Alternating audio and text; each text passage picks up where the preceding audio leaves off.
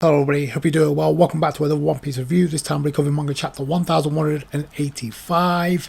I was already enjoying this Esperia backstory of Brook, with the introductions of Luvwen and Candelle. I guess now in comes the tragedy of Brook's backstory, and of course it has to mirror what we got with the Roombar Pirates, because it wouldn't be Brook's backstory if it didn't. I still actually prefer this backstory over what we got last year. Not to say that the King Harold backstory was bad in any way. I just thought it was a little too drawn out considering we knew where this was heading. The thing about this backstory is it's only one half of the backstory. We know there's another side to this from Gunko's perspective, or Princess Shuri in this case.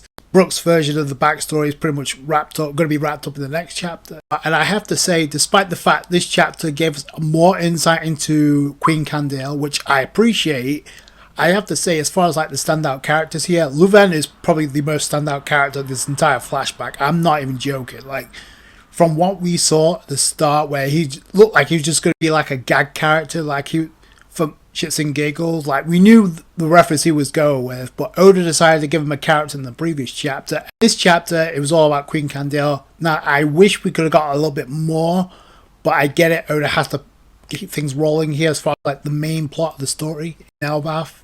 I appreciate what we got here with Queen Candelle and obviously the growth of Princess Shuri. So with Princess Shuri, who by and large is becoming one of my favourite characters of the entire Elbaf arc, aka Gunko. I don't know how you guys feel. I said this before, out the Holy Knights, she's by far and large my favourite Holy Knight, just because Oda's given us so much.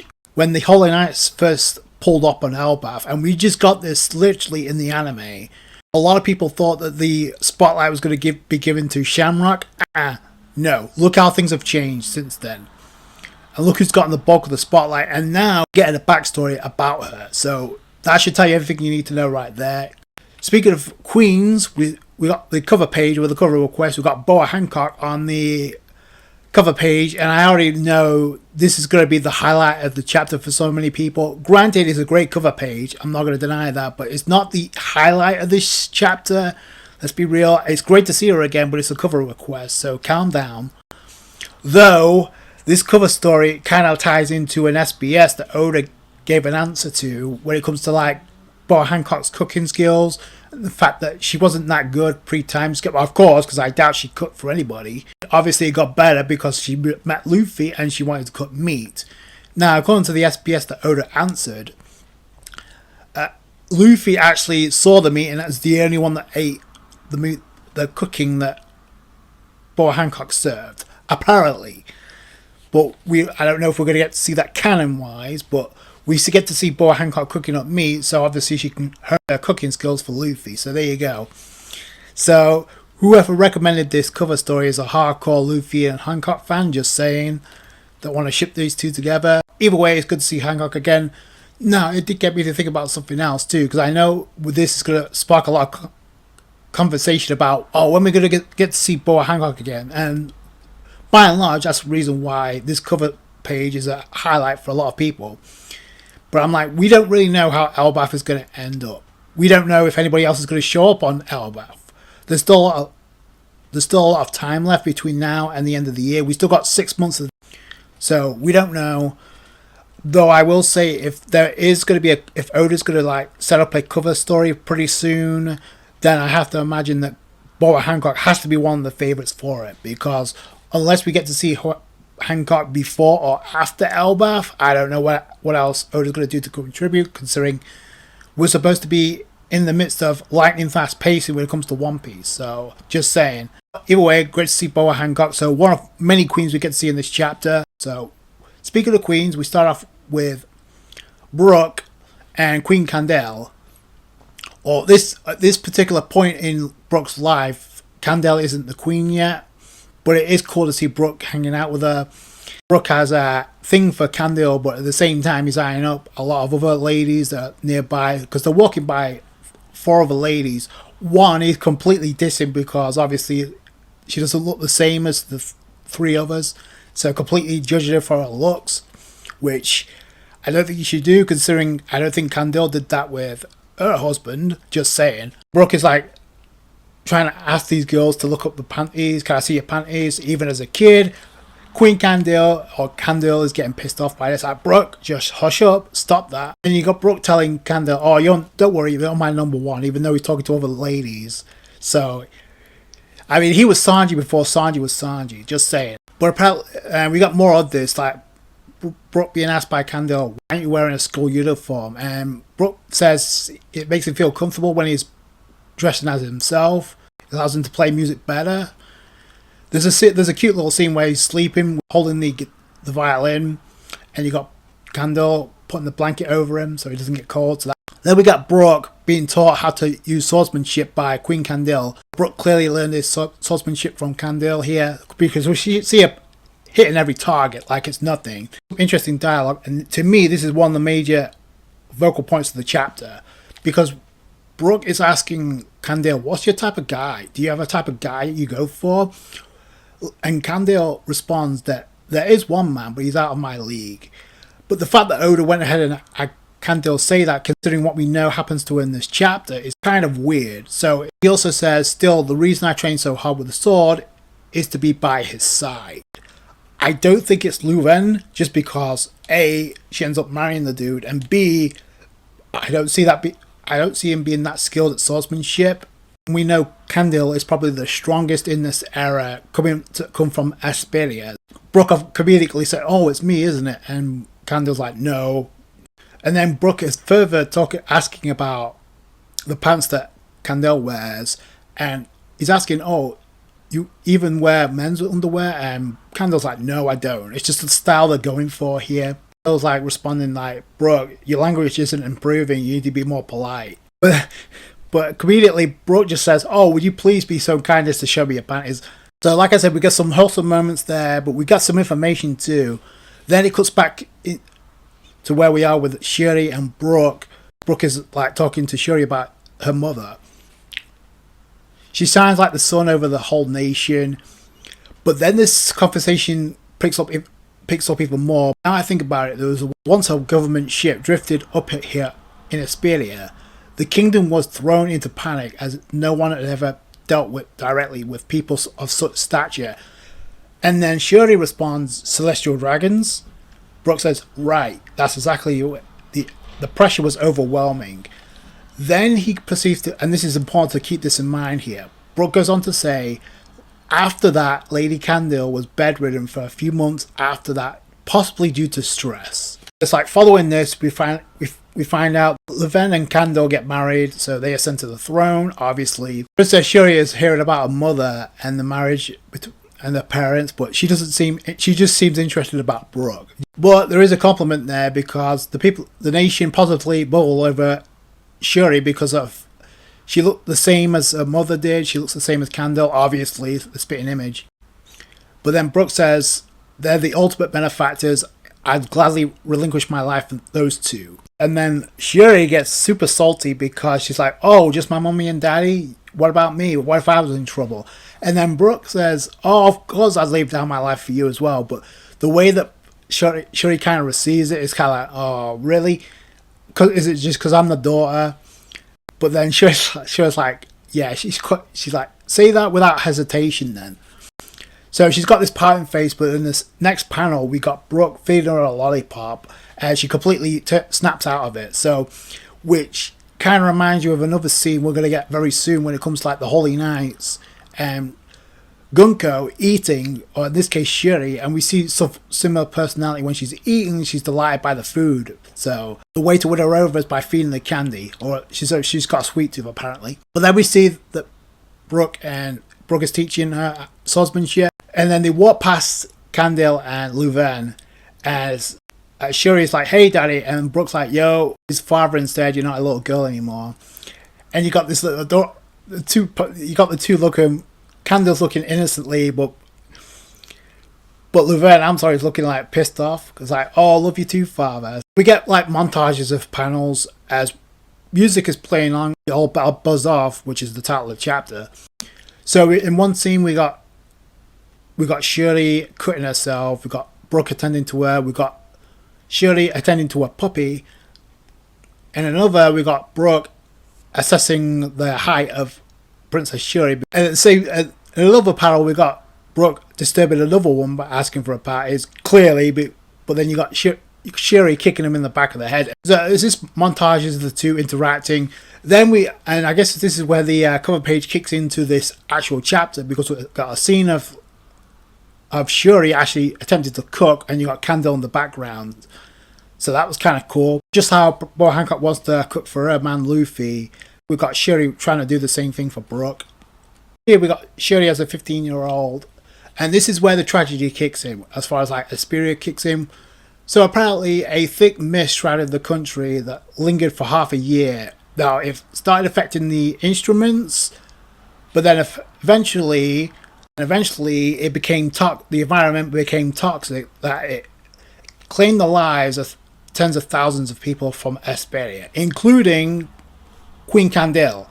So apparently those toxic fumes cost Queen Candelle a life, supposedly. I'll get to that in a second, but obviously this was the tragedy that hit them hard, obviously, with Shuri, Brooke and Luvwen. This is where the conversations dive into the talks about not being able to pay back the world government with this year's heavenly tribute. At the same time, we still got Brooke training Shuri, and this is another bit of dialogue that I noticed that actually stuck out. So, Princess, the way you move, sometimes it's like you can see the future.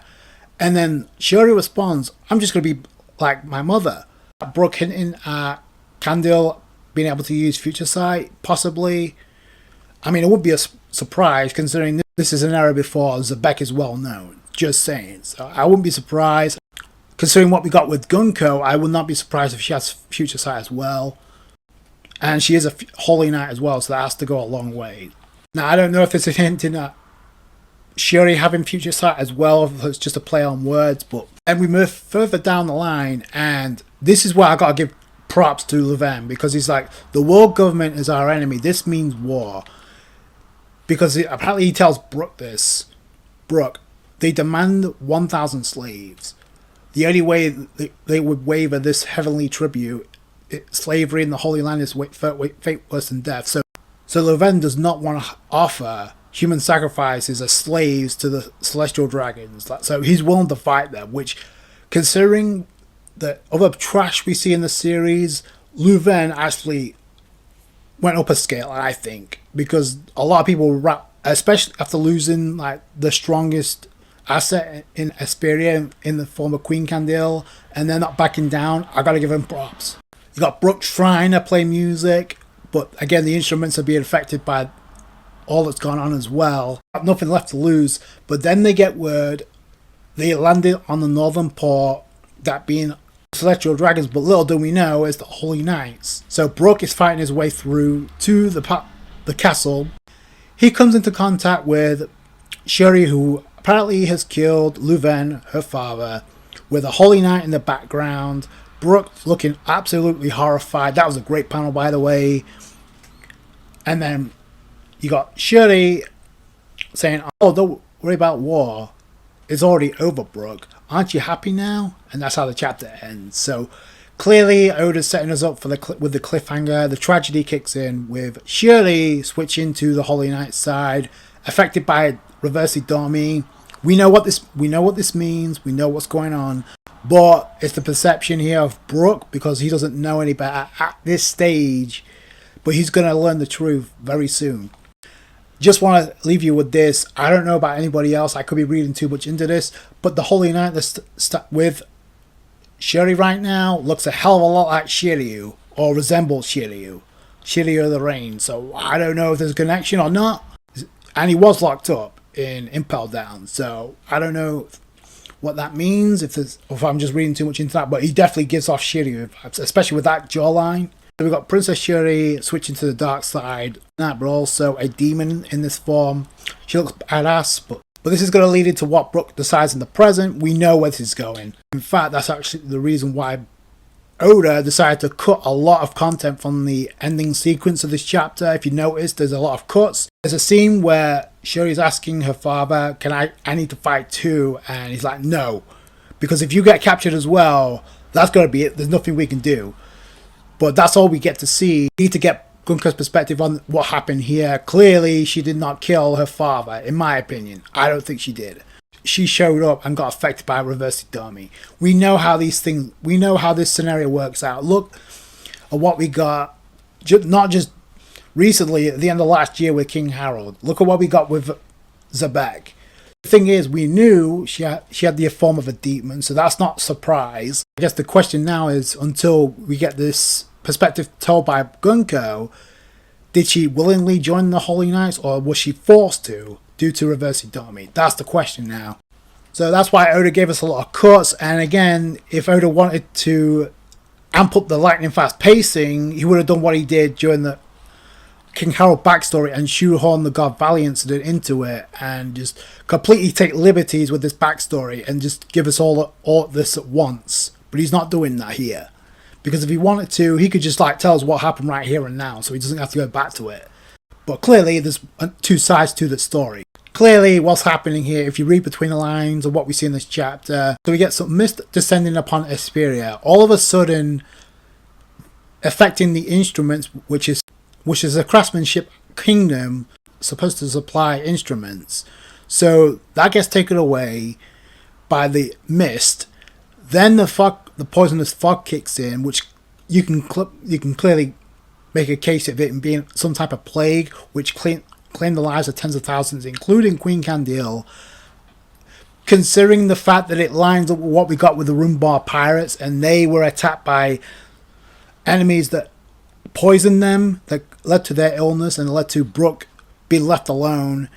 I'm going to go on a limb here and say that what happened here was man-made and maybe an effect of a devil fruit. Just going to throw that out there because of what Brooke told Shirley about celestial dragons pulling up on Esperia, and then all of a sudden Queen Candelle was bedridden. Kind of convenient, don't you think? Considering what we got recently, and this is another parallel to the King Harold backstory, do we get Ida poisoned through Queen Estrid's relatives, but Estrid herself succumbed to an illness as well. And there's a lot of people that go in with the theory that Queen Candelle might be one of the Holy Knights. Now, I'm not going to say yes or no. I wouldn't throw that possibly out the window that she's still alive, only because of the fact of what we got with Emu. Because look at Emu, and even before Oda revealed Saint Nemorona Emu's actual form, even before he left Marajoa, he was coughing up blood. Emu was coughing up blood, and when Oda finally revealed his actual form, you saw him coughing. You saw him with mouth covered in blood. Either that's a consequence of Emu's body taking some damage from his battle with Joy Boy, or he succumbed to an illness, but he still manages to survive all this time. I don't know, and maybe that's the reason why he wants Vivi. But yeah, just because somebody's got an illness and quote-unquote dies doesn't mean they all die.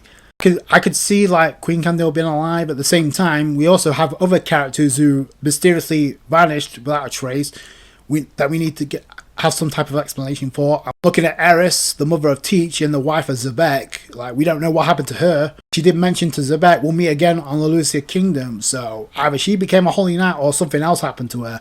So I wouldn't throw that possibility out the window, but right now the tragedy kicks in with the quote-unquote death, at least for the time being, of Queen Candelle. Oda's giving layers to this woman as far as her character.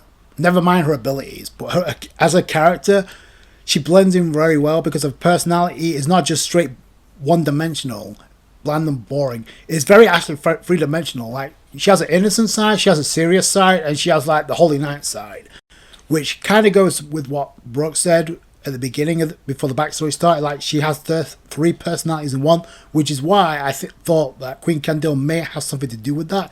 It still could. We don't know for certain. Why did the Celestial Dragons come to Esperia? Why did Oda have Queen Candelle mention somebody above me that I want to be by the side of? So could that be a member of the Davy clan? Could that be a D? Could Candelle have D in her name? Could Princess Shuri be a D herself? We don't know. But we're going to find out what happens with Brooke and Shuri in the next chapter that leads into the present and leads to Brooke's decision. We know where this decision is going. The question of when does Brooke and Gunko interact again? Because in the present, it's easy to forget Brooke is in no condition to fight anybody at this point, which is why I think Oda had Jinbei ask Brooke, hey, listen, it's cool, whatever your decision is, but we can't do anything about Gunko unless you decide for us. Like, you need to make the decision. I get the feeling the reason for that is because Brooke won't be in any condition to fight anybody, much less Gunko. So we don't know what's going to happen there. I get the feeling Nami's going to be the sympathetic voice of reason here. I said this before, and I'm going to say it, stick to it. Man, oh man, Brooke cannot catch a break. From what we got in the beginning with the cover page of Boa Hancock to what we got the final page, got with Princess Shuri in that form, I'm going to say it right now, looks badass in the past and present. This chapter was solid. Definitely one of my favourite chapters of the year. It may not seem that way to many, but there's a reason why. I like the interaction we got with King Candelle, even though I would have liked a little bit more, but I appreciate what we got. Like I said before, I was not joking. Like, Luvwen is probably my standout character. In fact, one of the best characters in this entire flashback, and who would have thought that at the beginning of this? Those are my thoughts. Please tell me in the comments below. That's going to do it for you guys. Thank you so much for watching. You guys know what the drill is. If you enjoyed this video, hit that thumbs up. I appreciate that. I appreciate you guys' support. Catch you later, guys. Bye.